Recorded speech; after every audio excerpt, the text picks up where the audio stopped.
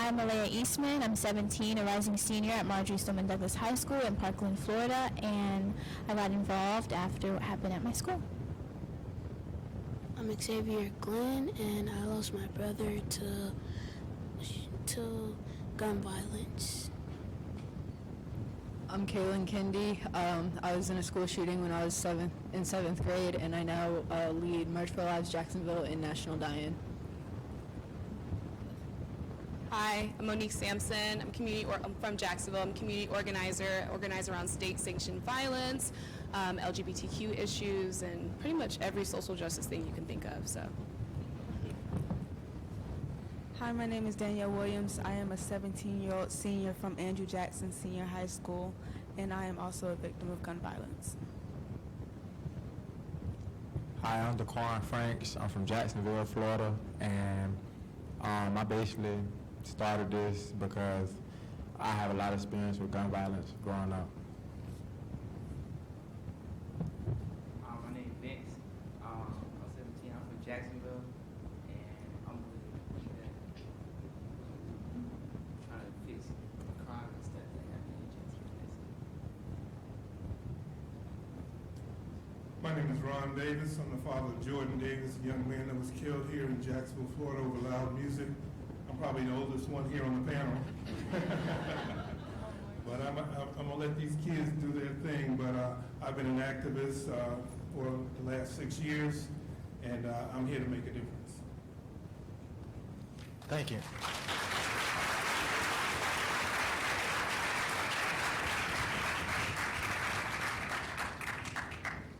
All right, for tonight's panel, there will be 12 predetermined questions open to the entire panel. After that, we will be accepting audience questions. We will explain the guidelines for that closer to the time for asking. Panelists, are you ready?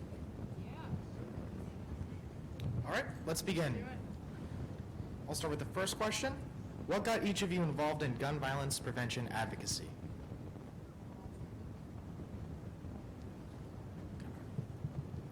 I already touched on that. But I got involved with gun violence advocacy because basically I'm from a privatized neighborhood where basically you hear gunshots, it's okay, you get immune to it, and I wanted to do something better and make a change for the upcoming kids in my neighborhood.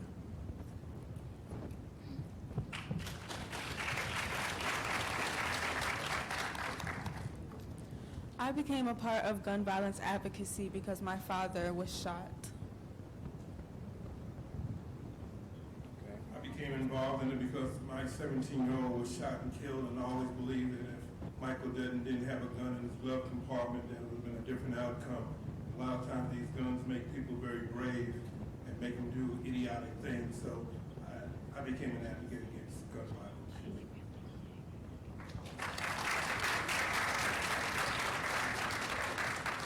Next question.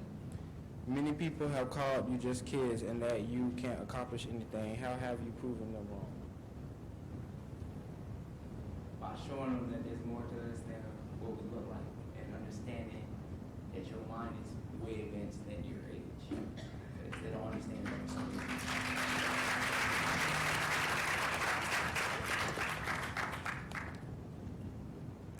Age doesn't matter.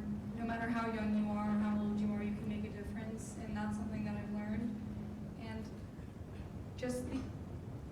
well, look at us. Like there are kids all across the country mobilizing and fighting because we have been ignored for so long, and adults have treated us as if we were lesser. But I think that all of us being here tonight and talking about serious things shows that we are capable and we need to be listened to.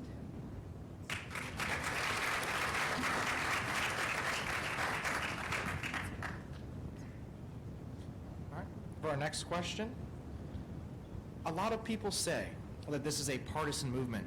Why is it not?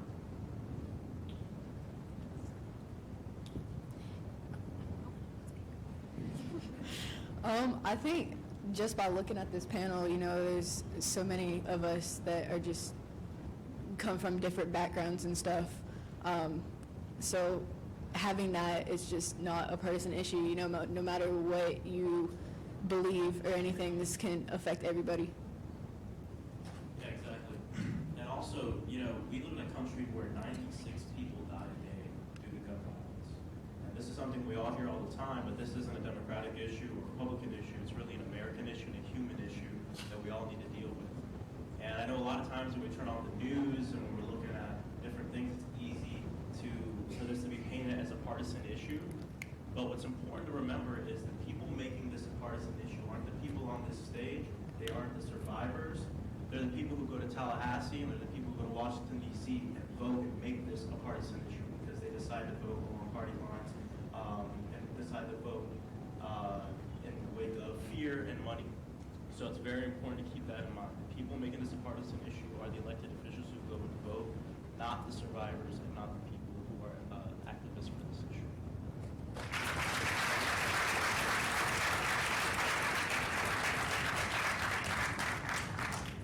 All right. What is the most important thing that you have learned through all this? Understanding that people could be more than what they are, and understanding that we all have the same goal, because even though we're different, we still have an understanding that people do die, and what's causing this problem, and we know the answer now, so now we just got to get it done as we do. I've learned that you have to listen to all opposing sides, because we can't accomplish anything if we're just talking and not listening. So everyone, whether you just raise your hand if there is a person in your family that you cannot talk about politics with, and that is why you don't talk about them at Thanksgiving. Well, we need to have those conversations, and that is so important. That's what I've learned, that if every single person in this room has a difficult conversation about gun violence and about voting and about getting involved in activism, then what we're doing is actually making a difference.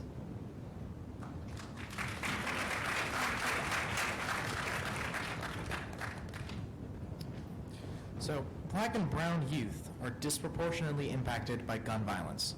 Urban communities now reach 10 times the national average on homicide rates. Black men make up only 6% of the U.S. population, but account for 51% of all homicide victims. Black women are killed at a higher rate than any other race of women. All of you on this stage have different experiences with gun violence. How have you come together in your community to enact change? I'll take that one. That's a really good question.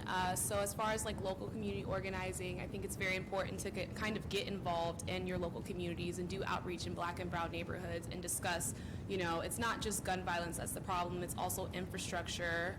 For example, I believe the police take up about half of our budget in the city, and then $400 million goes to them, and then $1.5 million goes to public health.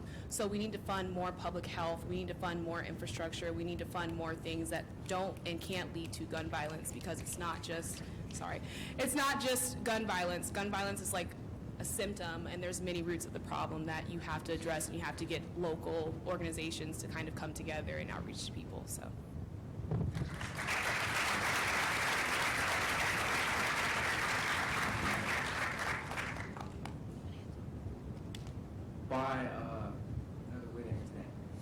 By going out in our community, what we're doing now, and talking about this issue, especially with the officials that are in our area, like the mayor, and the majority of those places, those are areas that we're trying to do to fix this problem, especially in our community.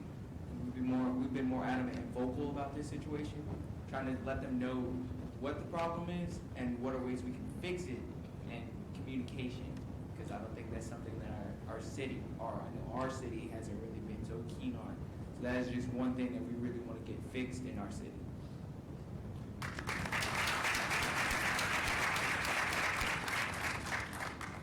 What is an issue that you would like congressmen and women to talk about that affects your community? One thing that I think the Congress should work on is making stronger gun laws. People that don't deserve guns and are using them for the wrong reason don't deserve them and shouldn't have them. It's just not right, because people are dying from people that shouldn't have guns, just killing people, and the Congress is not doing anything about it.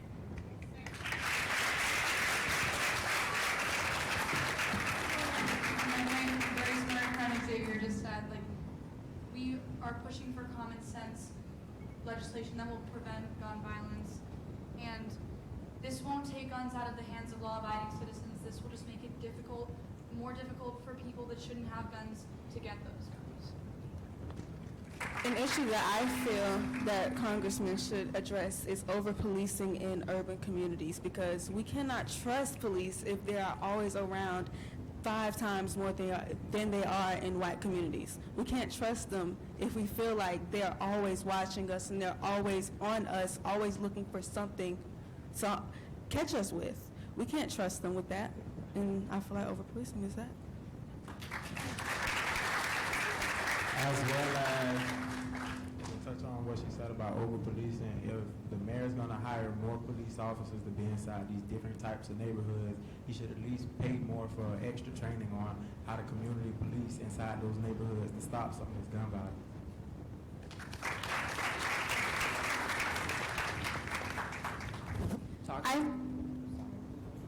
I think congressmen and women should actually just talk about urban communities in general more often, because they never, ever address the issues in urban communities at all. It's always we have to go to Capitol Hill and tell them information. They never want to do their own research and fix the problems in the community. So I think they need to actually address the problems and do something about it, rather than just not even talk about it.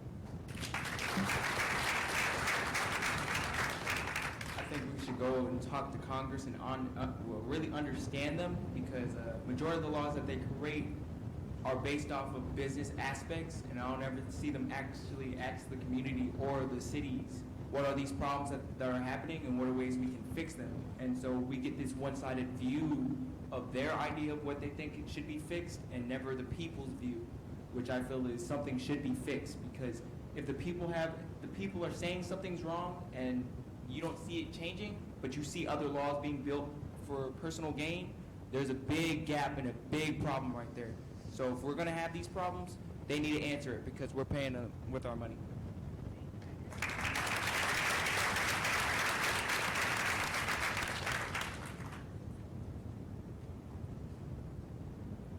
What's your perspective on legislation that hardens schools, especially legislation that might strengthen the school-to-prison pipeline? I'll take that one too. Can y'all hear me okay? It's been a long day, sorry. I'm becoming a teacher soon, so obviously I'm against hardening schools. I don't think that there needs to be more police in schools or like metal detectors in schools at all. I think that's ignoring the root of the problem and simply putting a Band-Aid on what needs to actually be a solution. So I don't agree with hardening schools up. Like you said, them just say like over-policing is a big problem in black and brown communities, and like school is a safe haven for a lot of people, so we don't need to take that safe haven away for urban communities. So that's just what I think about it.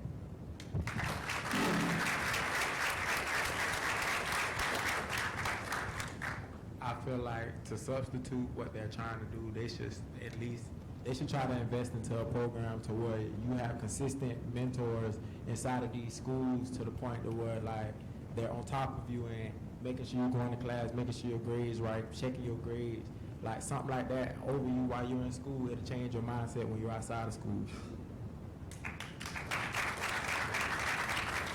Hardening schools is a reactionary measure for violence, when we should take preventative measures and go to the root of the problem.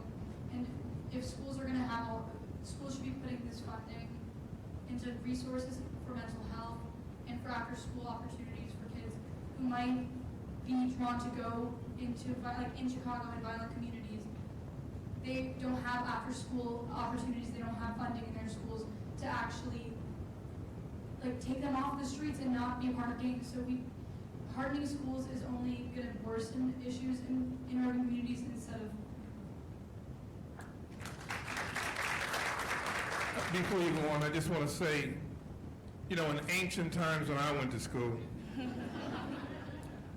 we didn't have to have all this policing in school. Number one is the children of today are online at home playing PlayStation and all these other things, and not going to the parks and all these places and interacting with other kids and other children, other classmates in their neighborhoods. Most of them don't even know anyone outside of their immediate neighborhood, as far as their, you know, if you don't live across the street, you don't know the person.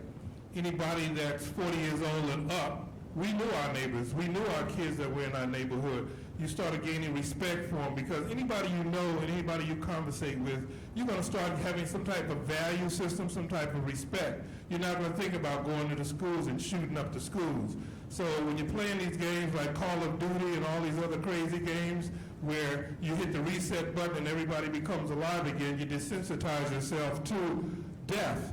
And so I think our value system has shifted, and I think we have to regain that value system.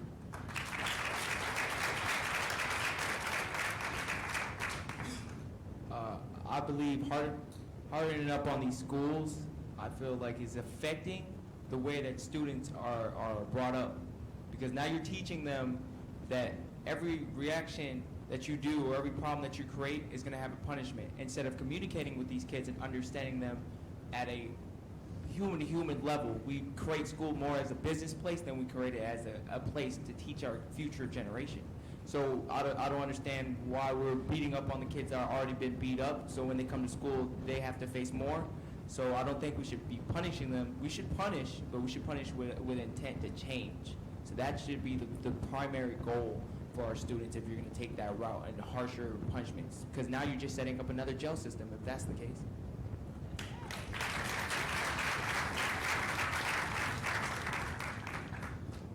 How do you plan to get the community directly involved with the gun violence prevention movement?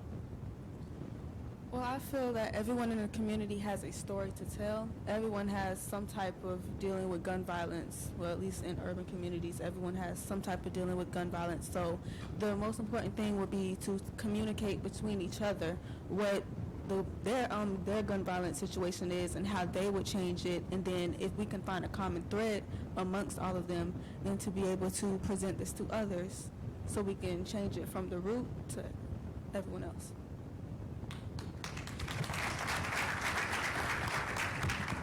I feel like reaching out to the community and like acknowledging them and letting them know like what's going on. Like a lot of communities, like the community I'm from, they don't know about stuff like this that's going on in the city, and they don't think gun violence is a problem because they grow up and have grown up and raised their kids in neighborhoods where if you hear, like I said earlier, you hear gunshots, you get immune to it and you think it's okay.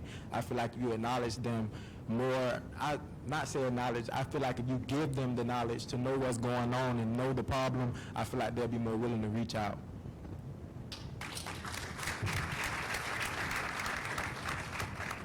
Yeah, and to build up on that, I mean,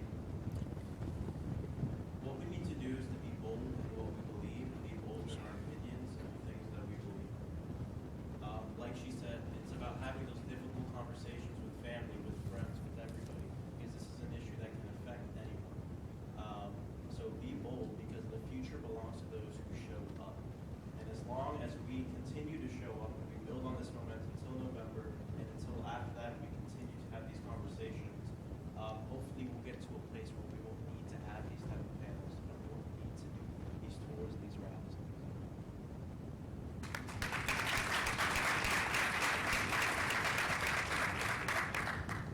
How does media coverage of the movement help or hurt your message?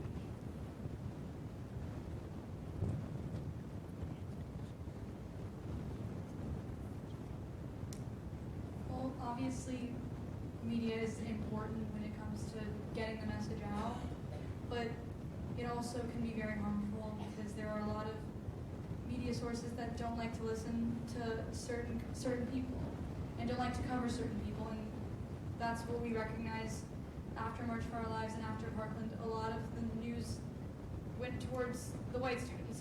Let's be blunt. They went towards the white students, and it's not okay, but we are trying our best to use our platform and share it with students of color because the media has had a history of being racist, basically.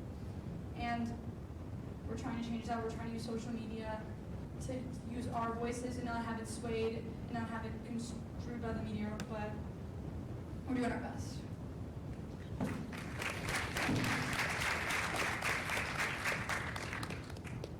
The media is a love and hate relationship. Two reasons why I say that really is understanding that the media in itself is a business platform, and we can't really be so mad at them when they do try to, mix stuff up and try to build off of that, because that's their job. But at the same time, you need to understand if they're going to be strategic in the way that they're going to play your life or wherever that problem is, you need to be as strategic as they are, because two can play at that game. So if you're gonna, as we are seeing right now, as we're using social media or the media in its general, if we're gonna use it, then we're gonna use it and be 100% at it. So at the end of the day, when they come to you and say, "Did you say this?" "No, I didn't say that. That was added." So then you can understand nobody's putting nothing in nobody's mouth. You see? So now we just got to know how to fight back, because it's a business platform. Like I said, anyone in business is going to try to put their hand in there, and that's what stuff messes up, like today, as you can see.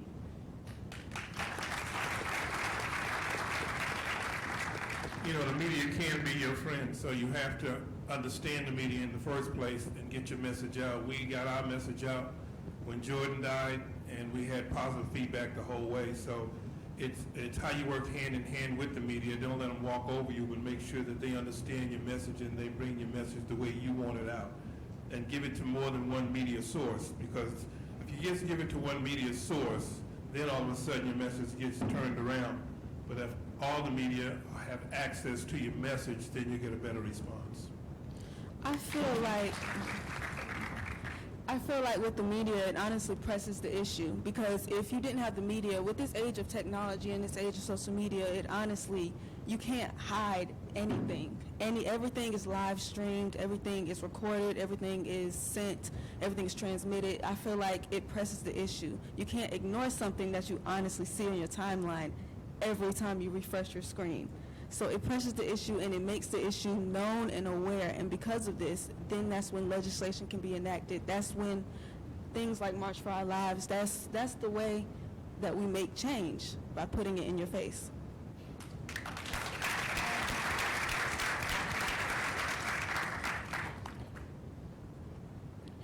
How could we make our schools safer while not allowing them to become an uncomfortable learning environment?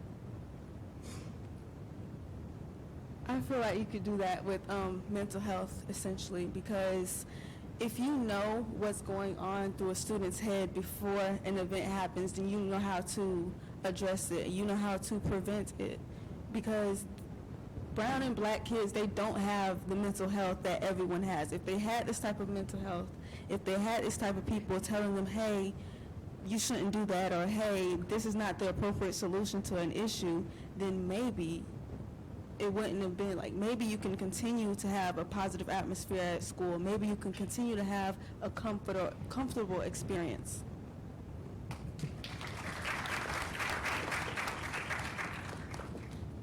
Understanding your demographic, that would be the first thing that I think should be recognized.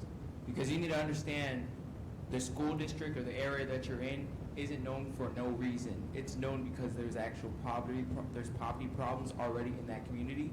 And if you're not understanding that, then you being harsh on those kids is just gonna make it more problematic. And then we can see that now, because look at the generations build up already, all right? So if we're gonna understand the problem and we're gonna announce the problem, or the elephant in the room, quote unquote, then we need to understand the demographic you're targeting. I think having actual counselors in schools would be a good thing that, people the students can actually gain a relationship with. I'm gonna, use my school for example. After what happened, we had grief counselors in the media center, and going to the media center every day, you'd have a different grief counselor. Me personally, I'm not gonna feel comfortable telling you what happened in my classroom to someone different every day. That's just uncomfortable, and you just don't trust people sometimes. So I think regardless if it's a school like my school or a school in an urban community, I think having counselors that all of the students can actually build relationships with throughout all 4 years of high school or elementary school or whatever, that could be something very helpful to all communities across the nation.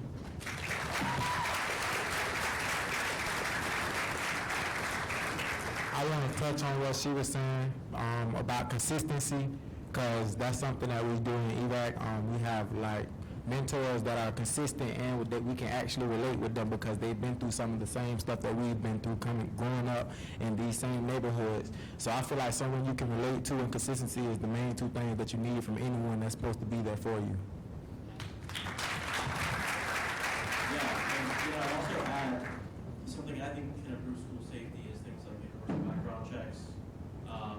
things like banning assault weapons, common sense gun reform. Not only will this make our schools safer, but it'll make our movie theaters safer, our churches safer, this entire nation safer. And I think, one thing is, especially recently with everything that's happened, we bring up this issue of gun violence prevention, and a lot of legislators and people want to shift right to school safety, which is very important. But like she said, a lot of these actions are reactionary measures, and we need preventative measures, because security guards at schools and things like that aren't going to help the people dying all around this nation due to this issue. And we need to address the entire issue, not just one segment of it.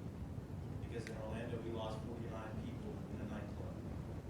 So it's important to keep that in mind.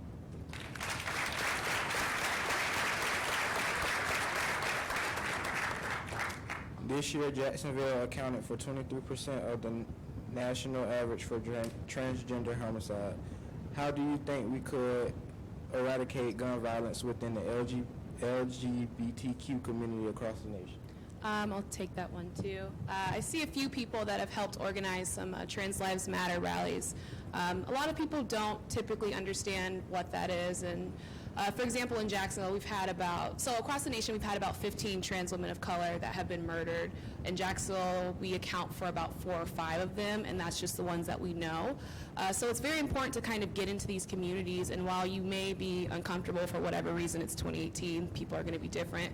It's very important to understand that these are people that are going through real life things, and they just want human rights like the rest of us. So a way that we can do that is build infrastructure around the trans communities, provide more opportunities for jobs. For example, trans women are, I think it was 66% more likely to be discriminated against, whether it's at work or school or pretty much anywhere else. So no one should have to be discriminated against just because they're living in their truth. So infrastructure would help, as well as just kind of coming together as a community to build a movement for trans liberation.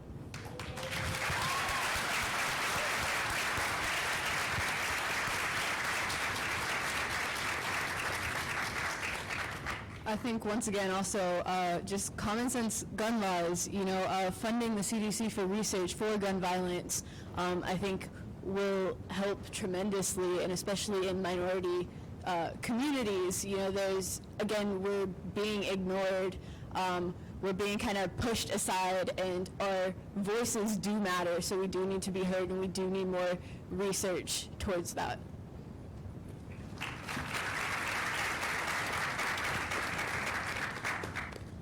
Finally, our last question for all the panelists. What makes you feel most accomplished being in this line of work?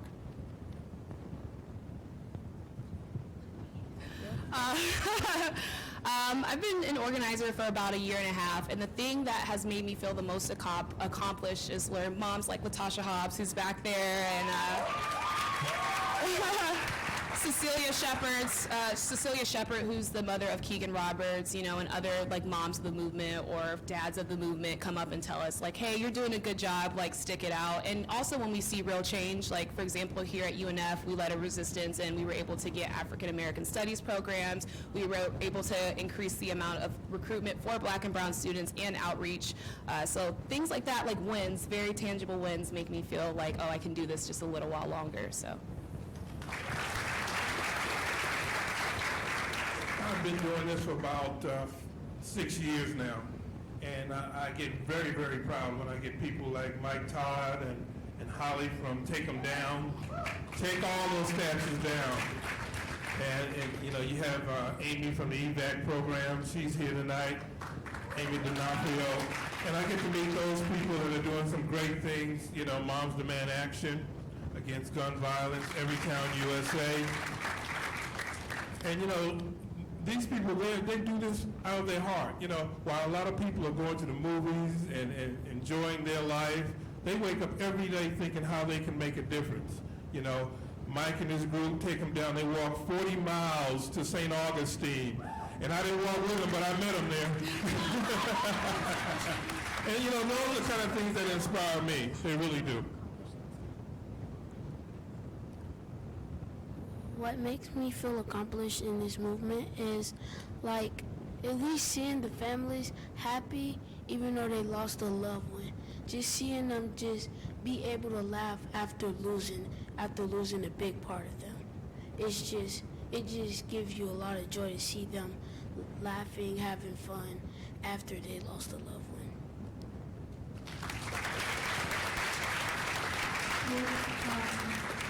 What makes me feel accomplished is since the shooting at our school, there have been about 60 or so local and state laws passed when it comes to gun reform. No national laws passed, but we're working on it. But just seeing that even on the other side of the country, in states, in a bunch of states, that the impact that the people that have been mobilizing have had, it gives me hope.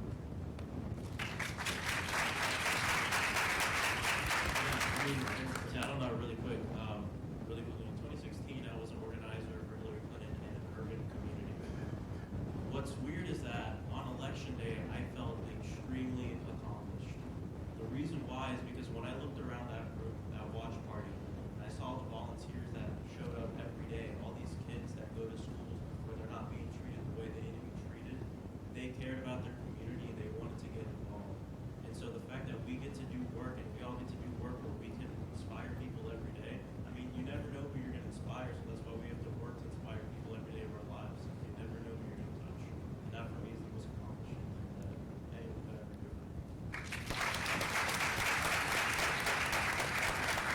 Mine is somewhat personal.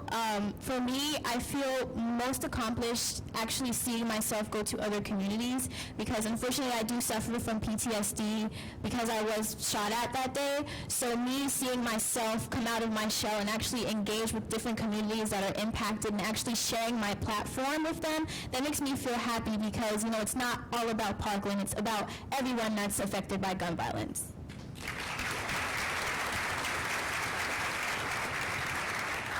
I'm gonna make this quick.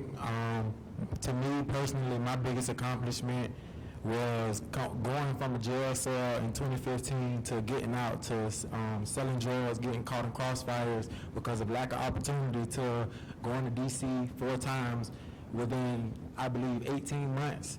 And basically just going there to speak out about juvenile justice and gun violence and telling them, like, these situations are real. A lot of people don't know that. Growing up in these neighborhoods, you can go outside literally and hear gunshots and you'll still sit there like nothing happened. Or you can see somebody laying on the ground dead and won't hesitate to call the police. You'll just look for a minute and be like, dang. Like, situations like that are real, and kids are growing up in these neighborhoods, and this is really going on in the same cities that y'all are growing up in.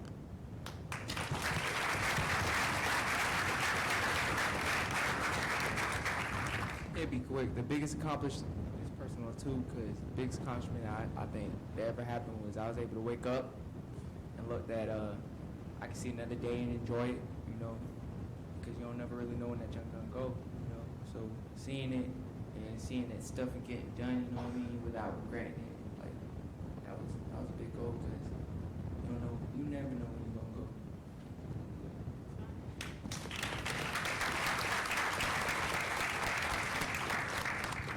Thank you to all the panelists.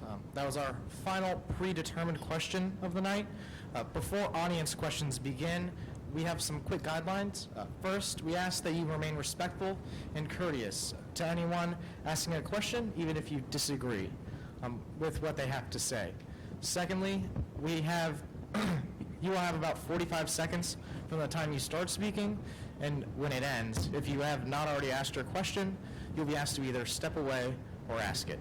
And third, we ask that we limit the line of question askers to not crowd the room or block any of the cameras. And also, finally, we will have someone at the microphone stand to be monitoring, and they will ask for your question while the person ahead of you is asking their question. After all questions have been, So if you want to start forming a line to ask questions, we can get started. Thank you very much for your leadership, and hearing you speak out against violence and speak for justice gives me hope. So thank you so much. My question is, how do you think that we can increase the emotional intelligence among youth and among the community so that we can resolve our differences without resorting to violence? Well, I feel at the end of the day, we are all human, and that's one common thread that we can all come together and, like, basically help, because we're all human, and we can all be affected by gun violence at any point and any time. And because of that, we can all come together to end it, because it can happen to literally anyone. We need to have conversations because we all want change on either side, whatever we believe in. Everybody knows that something needs to change. And if we start with that, we start talking about what we can agree on instead of what we disagree on, then we're going to get a lot more done. Breaking down what the problem is and why do we disagree on it. Because if we don't understand why we're disagreeing on it, then we won't really have a resolve or understanding of each other's views. So that's important.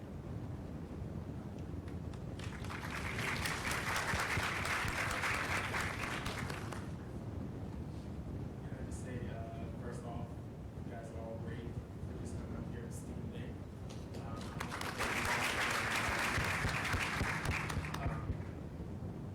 In particular, just talking about how we wish that you were our teacher. My main question today is, how do you guys plan on spreading the word, having more people active out there to come out and vote? Biggest fear of mine is that there will be a lot of apathetic people. So I actually want to see change out there.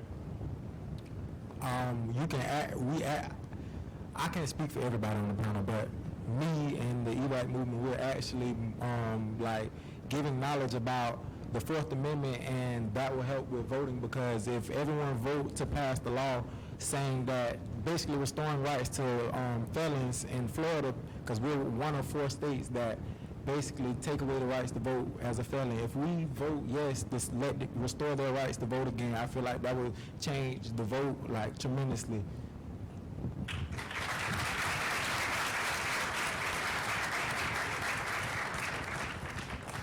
And I was going to say really quick, and doing events like these and doing what we're already doing. In case you guys don't know, since the Parkland shooting, youth voter registration in Florida has gone up, I believe, 41%. So let's see the change happening as we're going, right? So we need to continue this exactly what we're doing, these panels, these rallies, talking to your friends and registering people to vote, because it's working. So my question is, if we have things like concealed carry permits and background checks, how would we, what's the next step to keep criminals from owning guns or against people that want to do bad things? One way that we can do that is by understanding that sales are as important as lives are, right? So now we have to understand that Congress is 2 different things. You have business and then you have people. They don't think like that. They think business. Okay, that's why I said it's important that we should be more adamant in going to our Congress, because we do elect these people, and as people, as you can see, that we're all one now. We have to be one when we go to Congress and explain to them that we have to fix it, because it's all about money, all right? So if you give them the choice on money or people, they will choose that money because it's helping them. So we got to understand communication with them is the most important that we should be building on, because that's the only way we're going to clarify to them that this isn't right, and we need to understand who we're giving these weapons to, not pushing it out for sales. You see what I mean? And on marchforlives.com, we have a tab called How We Save Lives, which has 10 policy points that have been proven to work and lower the rate of gun violence. And those include like funding the CDC to research gun violence, digitizing the ATF, because right now, if you want to trace back a gun to where, from a crime scene to who purchased it, there's a paper trail, and it's 2018. Come on. And I just want to say also that we have to start repealing and amending laws like stand your ground laws. We got to do that. I mean, it's out of hand now. We must do that, for our lives are at stake. You know, the person, I don't know if you saw down in Clearwater, Florida, you know, people are just taking any type of instance to pull out a gun and say, I fear for my life. And they decide to kill you. They don't have to kill you. They decide to kill you. So laws like that, and also take away the responsibility of the sheriff's office and the police department to make that determination whether to arrest or not to arrest. We need the prosecutors to start arresting these people.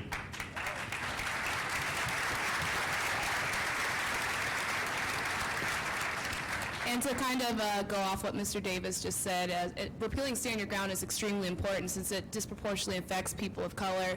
I mean, we also have the Castle Doctrine, which is, safer than Stand Your Ground in my opinion, but because it basically says if you or your persons are threatened with force and you're not able to retreat, you can defend yourself. Stand Your Ground basically says, oh, well, you don't have to retreat, and that's just not okay.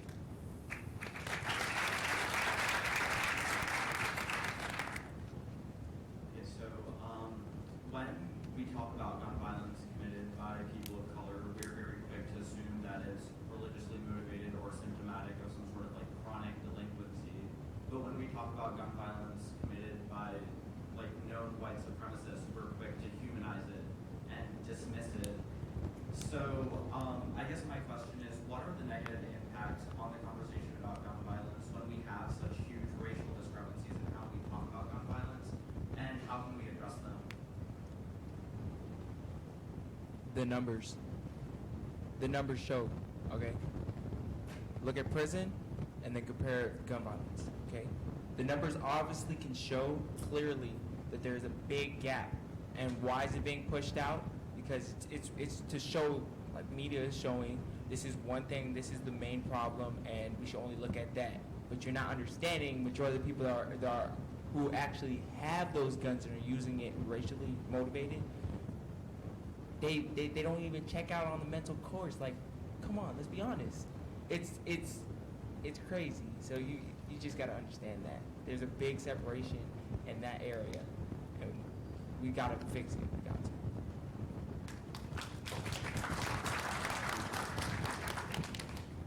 So you were speaking of Congress earlier. My question is, what are some of the problems that we've been faced with by Congress and other politicians on the federal level and their refusal to enact any change?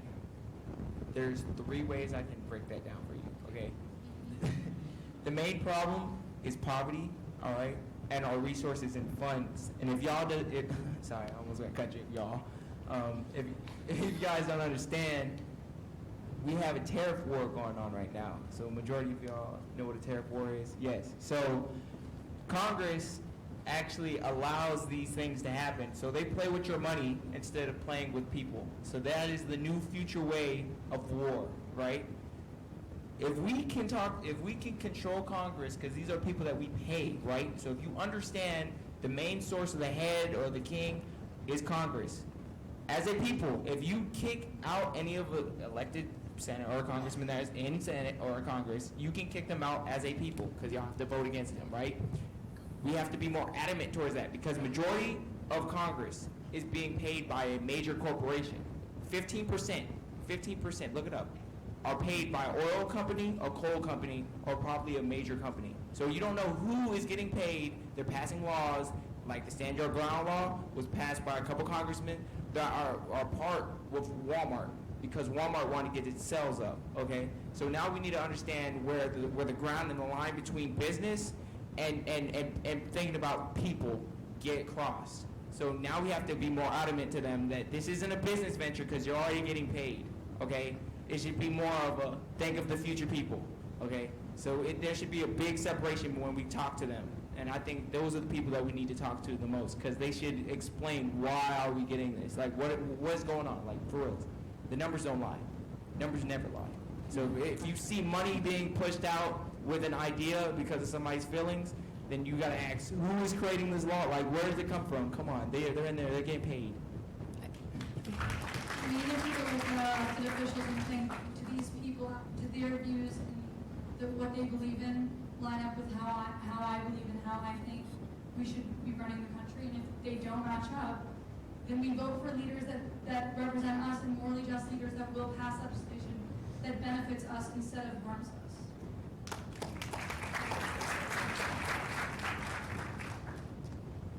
Hey, I'm from Washington, Parkland, so that was really difficult. And I was going to thank all y'all for being here tonight. And then your friends coming up as Carabella. I also wanted to thank Rick that he's out here tonight. It's Friday night. We have beer. Here tonight, so I want to say thank you. The number one question that I have for y'all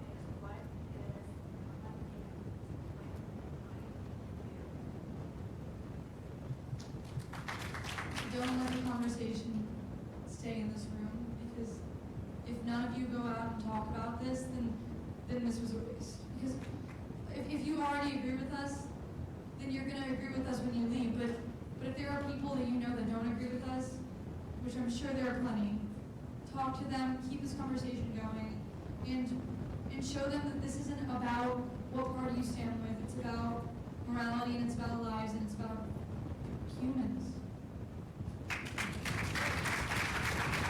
I'd also like to say, everyone in this room, don't let yourself go to sleep tonight without looking up candidates that are running right here in Jacksonville, wherever you're from, and get involved. Put in your email, put in your zip code, put in whatever information they want, but pick someone that you believe in and that you trust and that you want to get involved with, and go on knock on some doors, go and make some phone calls, and go and make a difference, because that's how we're going to do this. One of the other things that I want you to ask your neighbors or whoever you come in contact with, I want you to ask them this one question. It's regarding Stand Your Ground. Ask them, do they know that under the Stand Your Ground statute, that if you and your family are coming out of a movie theater, minding your own business, and there are two people that are standing their ground and they decide to draw their guns and start firing at each other, if your little girl or your little son or one loved one gets hit by that bullet, it's considered collateral damage, that you cannot sue them in a criminal court or in a civil court. You're just collateral damage, and most people don't understand that it's collateral damage. So if nothing else, understand that it could affect you even when you're minding your own business, because you are thought of as collateral damage. That's how little they think of your life. So please let everyone know that collateral damage is within the Stand Your Ground statute.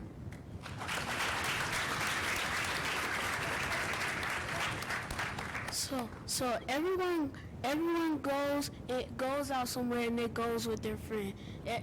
Everybody in this room goes out at least once a year with their friend.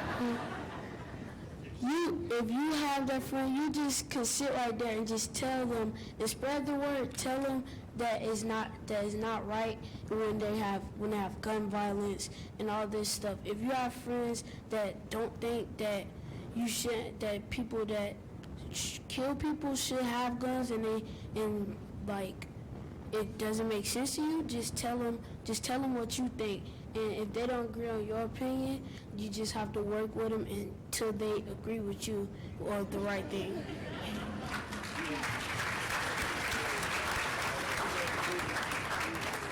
I just want to tell all the adults in here that we, the youth, we don't need you guys to stand in front of us or behind us, but we need you guys to stand beside us in this entire movement.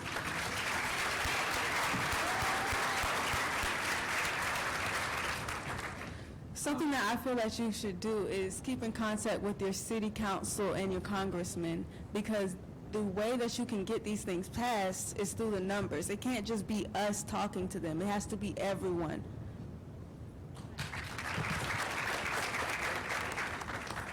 In your opinion, what is the ideal outcome? For it to not to have to exist anymore.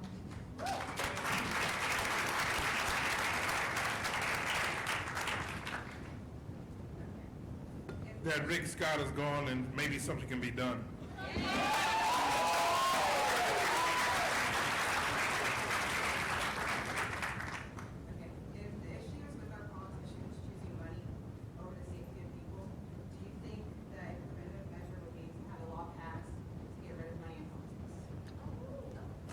Perfect answer to that, because I've already thought about that. No, I think we should break down the system and understand where our loopholes are, okay? Because if you understand, more than one person can make something right? So if there's 3 people in a room and they say that somebody smacked you, they're right, because there's 3 different views. So we got to understand there's bias. We have biased people in those areas like Congress, and if you don't understand that, then that's where we have a problem. And majority of American citizens do not understand that majority of the people that are elected into Congress are biased, and they're going to have their own feelings. So if we break down the whole system, that's not going to work. We need to break down the system as a people, because if everyone says it's right, then it's right. That's how we should be running it. Instead of electing these people and just letting them do their own thing, we should come together, or however we do like voting does, and vote to see who's right. So that's better because numbers don't lie. So I think that's the best way to go about that. I think with candidates and people in office specifically, you have either two choices. See whether or not you can go the route and work with them to find common ground, and if that's just not going to happen, then you have to vote them out. And that's the only way.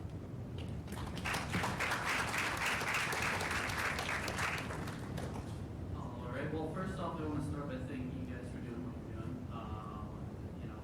It sparks conversation, it sparks obviously growth and change. My question for you earlier, you brought up people have been desensitized to guns and gun violence, and I think you're absolutely right on that. Our society's become desensitized. So my question to you guys, all of you, how would you feel about gun safety, gun education being taught in the school system? Let's teach kids how these guns work and teach them to not use them wrongly. Teach them about it. For example, from small town, from Yukon to Yukon County, we have hunters safety that's taught in schools and optional things. You take what you learn from that, you learn you never point at anything you don't intend to kill, which would be people you never point at, people you never point at. You always shoot by low, teach people the basics. What do you guys feel about that? Okay. Hi, welcome. I'll take that one. There's two parts of that answer that I have. I've personally gone through gun safety courses. I was a victim of domestic violence, and I felt that having my CCW would make me feel more comfortable, especially since my ex was stalking me at that point. So gun safety really did help me know how to handle a gun, and going to the gun range and hearing loud pops and understanding that this is deadly really did help me understand that this is something that you can't play with. A lot of kids are desensitized to the fact that if a gun goes off and a bullet goes inside of someone, they could die, and I think that is honestly something that should be talked about with kids, especially if they're heavy on playing video games, or especially if they're in areas where guns are willy-nilly. So I think that would be okay. However, it's also really important to understand that some children are cognitively different than others. So some, like we have someone on the panel with PTSD, gun safety courses may not be good for her because it could trigger mental episodes that could go into a whole range of different things. So I think it has to be individualized to the kid. For me, it would be okay for safety courses, but for others, it wouldn't be okay. So just understanding the variations is important to me. I agree, yeah. You'd have to do some research into it. I feel personally with what you're saying about teaching the youth about guns is not a good idea, because if you're going to do something like that, I feel like at least you should have some kind of counselor, mental health counselor with them, to do some kind of screening with the youth before you decide to teach them about a gun, because if they don't pass this mental health screening, they could be in here learning about a gun and be learning how to use it. They ain't never know how to use one before, but now they think about shooting up the school. Yeah.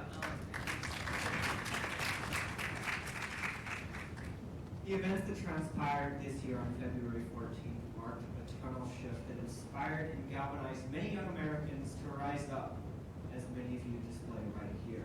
My question is, though, and I can't help but notice, that many people have become quiet. How can I personally inspire the continuation of this momentum so that many more can continue to rise up on different platforms, including online and in person? Get involved with your local organizations. You have a bunch of them, too many to count. You have Jacksonville Progressive Coalition, Jacksonville Community Action Committee, you have EVAC that's here in the room right now. So get involved, because you can have those conversations with your family members, but at the end of the day, there are organizers here that are dedicating 13 hours, 20 hours a week to putting this stuff together, because things like this don't just pop up, or rallies like that don't just pop up. It takes time, it takes organization. So just use your time and use your effort and have more than just conversations with people. Use that wonderful, strong voice that you have. You have a great voice. Yeah, use that for good, and you'd be surprised how much you inspire people. I did a speaking engagement at Carnegie Mellon in Pittsburgh, and I was walking past the University of Pittsburgh. There was a statue, and on that statue there was a black guy playing a guitar and looking up at the master, which is Stephen Foster. And all these kids, and with the black student unions and all that, they never noticed this statue. So as I go past this statue, I brought it to their attention. And I said, you give a voice to this and get this thing removed. Well, this past year, they got it removed. So just have a voice. That's all you have to do. I I think stressing to them not to wait until they are in the middle of crossfire or until they lose someone to gun violence. I think going out and doing work before it hits you is something that everyone should be doing. And I commend all of you here that are listening and joining into this movement, even if you weren't directly impacted. I also say as well, surrounding yourself with people who believe in the things you believe and want to make that change with you is very important, especially in this fight. Because as a lot of us know, these fights, and we're really in it for the long haul. This change doesn't happen overnight, and it can be emotionally and physically draining. And it's good to have people there that you love, that you trust, and that if you're doing that with you, because it's easy to doubt yourself, and it's easy to think that your voice can't make a difference. But like President Barack Obama said, if a voice can change a room, it can change the world. And I truly believe that. And if you believe that, and you surround yourself with people that believe that, you're never going to lose that fire.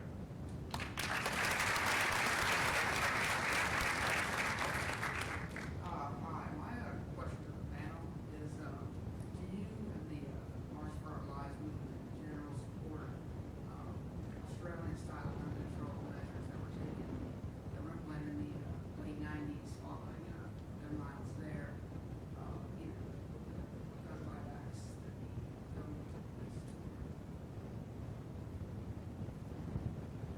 You know, I'll speak personally on that one and with any organization or anything like that, but it's really important that we realize that different countries are different places with different people, different cultures, things like that.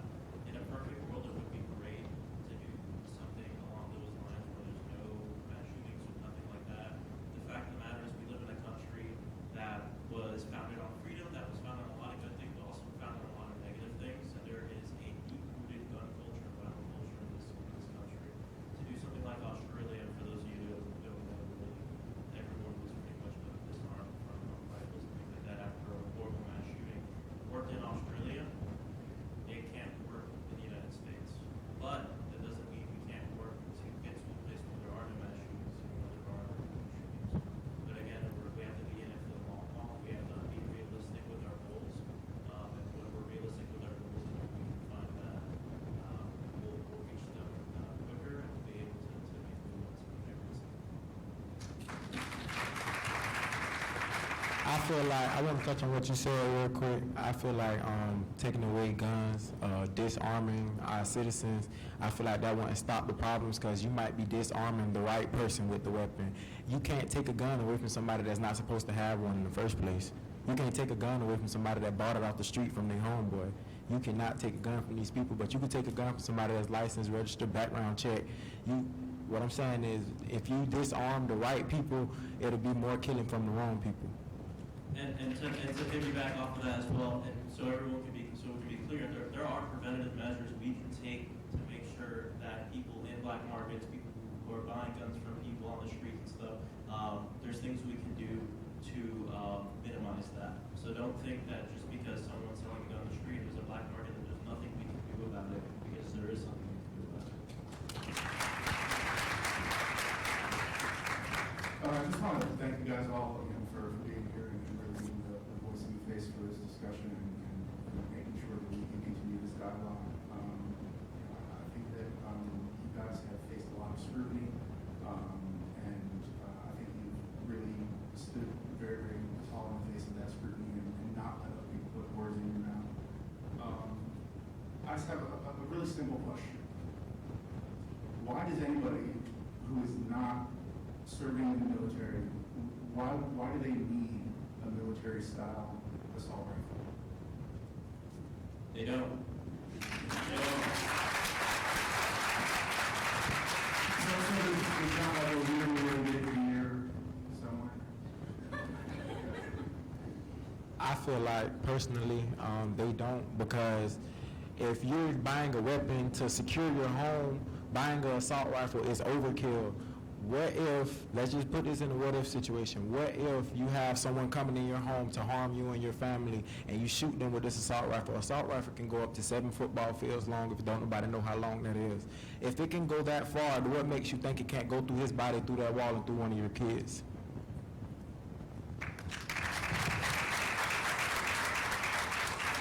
There is no way There is no way anyone should be allowed to have a gun like that. Like, come on. These are weapons made for war, okay? If we don't understand that, then there's a big question, like, money. That's the answer.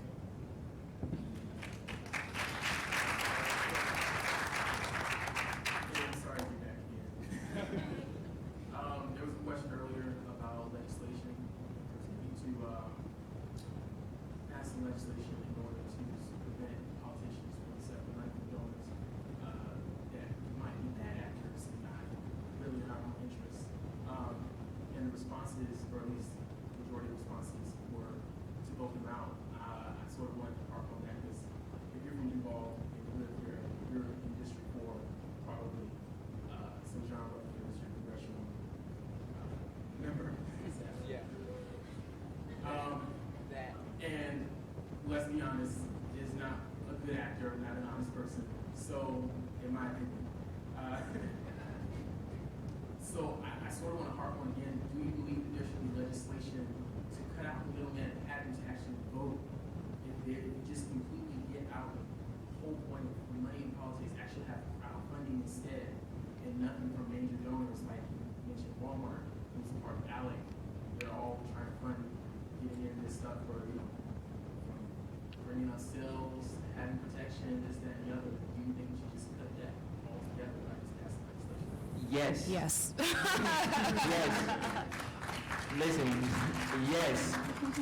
Listen, you gotta understand, and anything that's man-made, we all come to this one conclusion. There's always gonna be human error, okay? To cut that out, to make sure there's no loopholes, is if more than one person has to say. That is what we're doing today. You can see it today. All of us agree on, we have different views on things, but we all agree on one thing. And if we voted, if we didn't like guns, majority of us would have passed it right now. Like, come on. It's yes. Yeah, and money in politics is extremely scary, very frightening, especially in the state of Florida. As we know, just after the Parkland shooting, the Florida legislature passed a safety bill. I think it was the MSD Safety Act, it was called. During those sessions, I believe over 50 amendments were proposed to that bill. All of them, every single one of them, were shut down. One of them was to have gun store owners in Florida safely secure their weapons and their stores at night. That was shut down because of money in politics.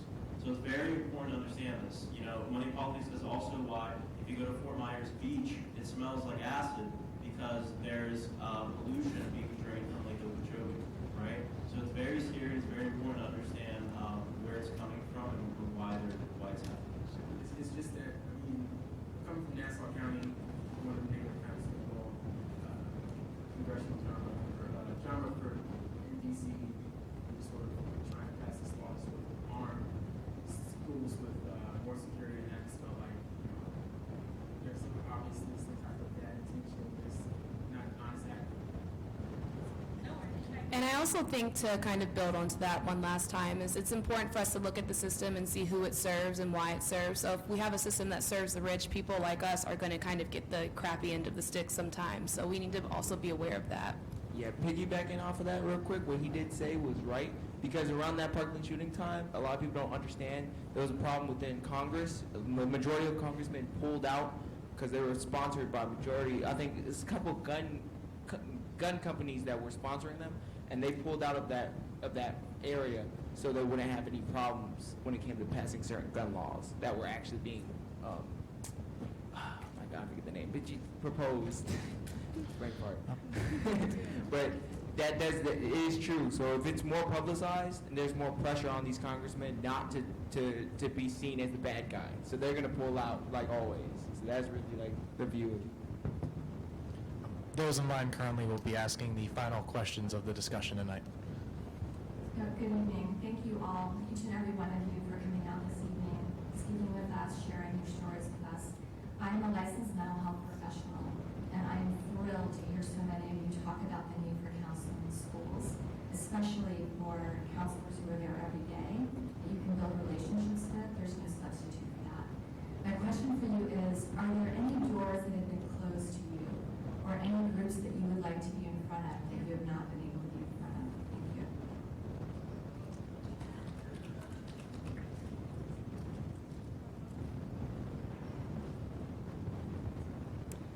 everyone's pretty much been open, at least on my end. I can't speak for everyone else, but we can continue to talk to people and get more people on board, because the more the merrier. So. I mean, there are plenty of politicians' doors that haven't been open to a lot of us, but they won't have those doors after November, so we can just.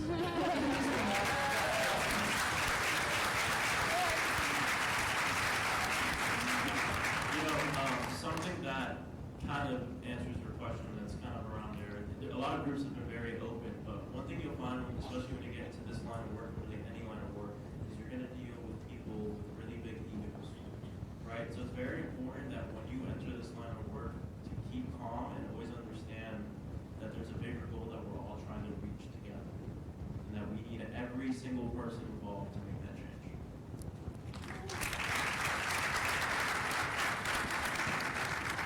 Question about open carry. You know, I think a lot about AK-47s and all that kind of thing, but open carry is a whole other bag of worms.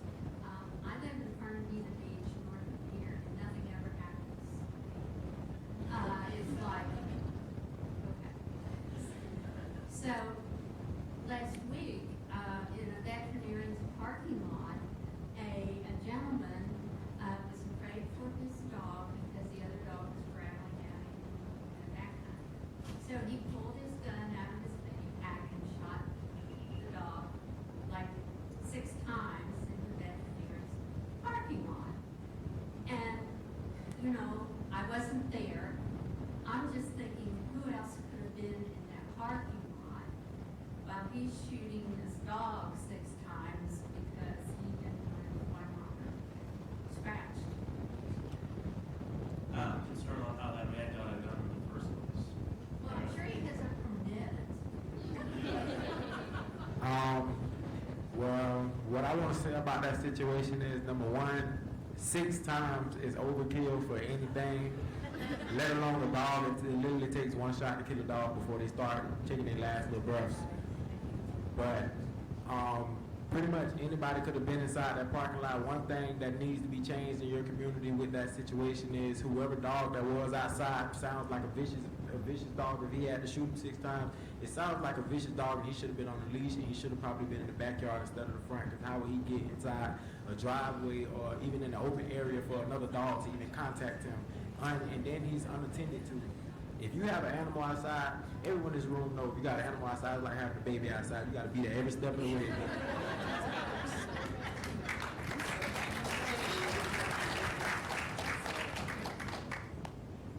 Thank you.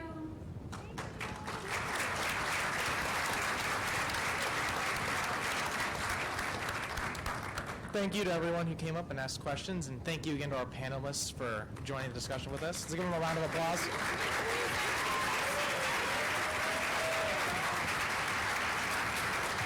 So we ask that everyone please remain seated. Let our panelists leave.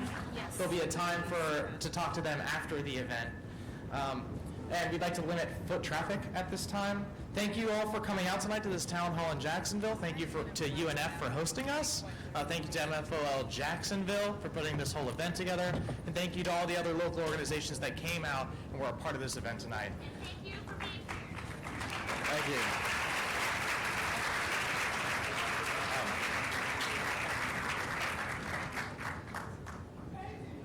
Hi, one quick statement. So I'm Mia. I'm one of the leaders for March for Our Lives Jacksonville. We helped put together this event. We really wanted to encourage you guys, we're not going anywhere.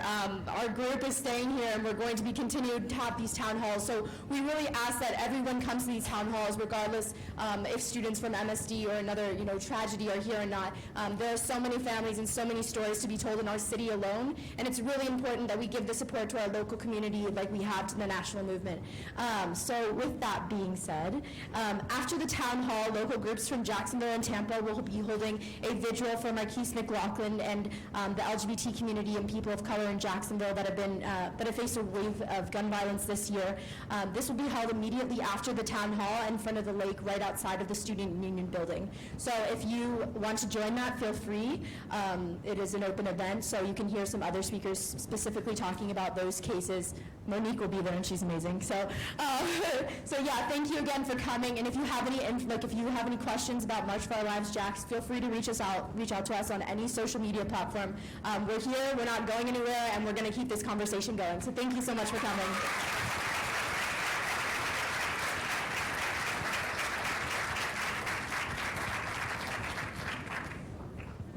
Thank you for coming. Get home safe.